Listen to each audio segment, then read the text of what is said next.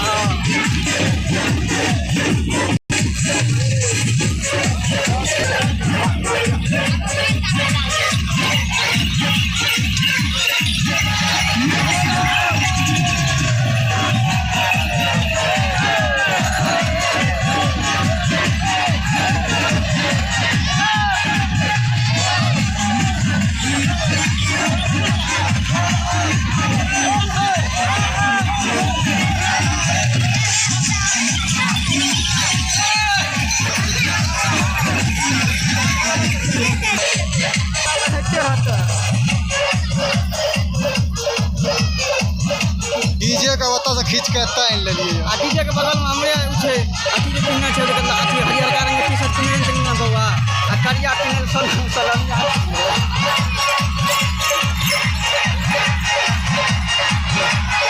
चल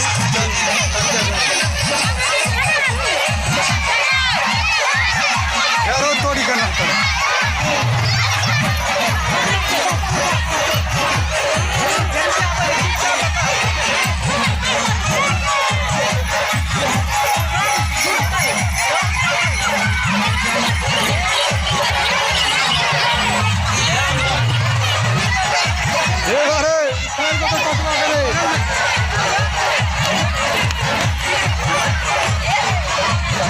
पूरा फील्ड खाली करवा देते बल्टू रे कत्ते के पटवा उखाड़ देते यही बीच में ये पटवा सब उखाड़ लेते वता से खींच के आने जाता का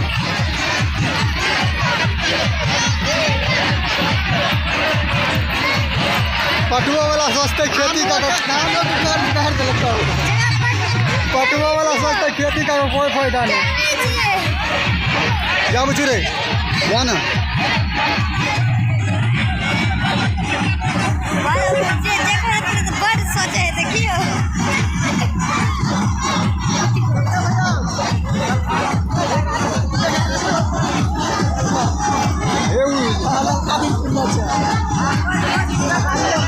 एगो बच्चा के लेने छो घुर किया गले रे बोला कान न रे पटवा घूमे छै पटवा खाड़ छै पटवा घूमे चारो से है की नहीं रे हां दुकान है दुकान का ये वही तो कह तू पटवा का जाए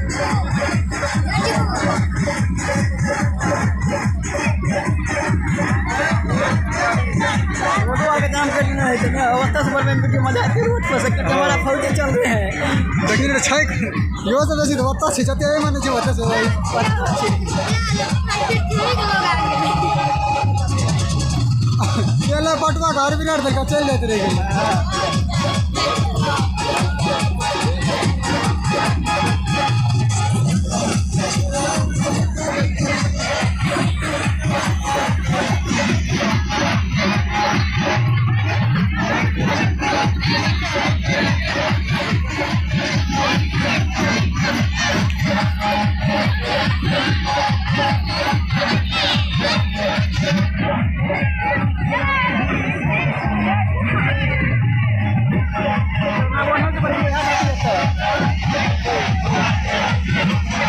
अरे बच्चू हाले पकड़ ना हमरो फोटो नहीं है हाले न पकड़